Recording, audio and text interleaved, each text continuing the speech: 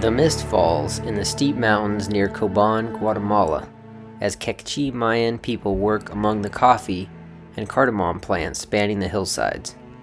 Chickens scratch in the dirt and mud around the wooden boards that compose the walls of their homes. More than 1 million Quechua people live in this part of Guatemala. Many people don't speak Spanish, even though it is the national language.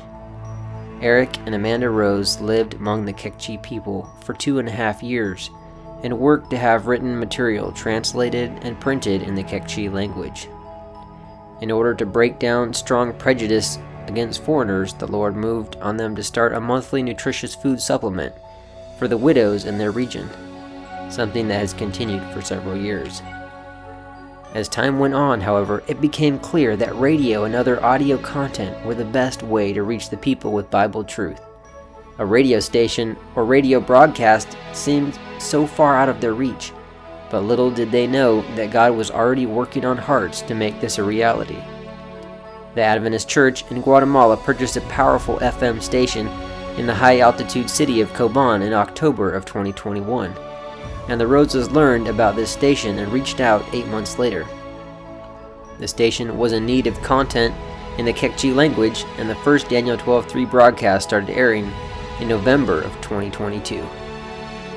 Today, Sarah, a Daniel 12:3 worker in Coban, prepares scripts for summaries of patriarchs and prophets that air on the radio multiple times per week. The recordings and videos are also shared on social media. The broadcaster at the station is named Abraham Kajbon, and he and Sarah are both also recording the Old Testament scriptures in the Quechua language.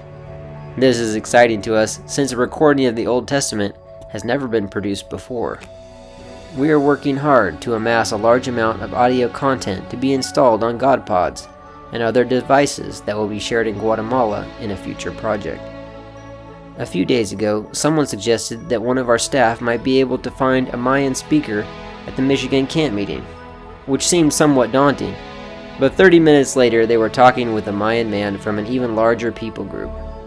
Through this and other contacts, we hope to start audio projects with even more Mayan people groups.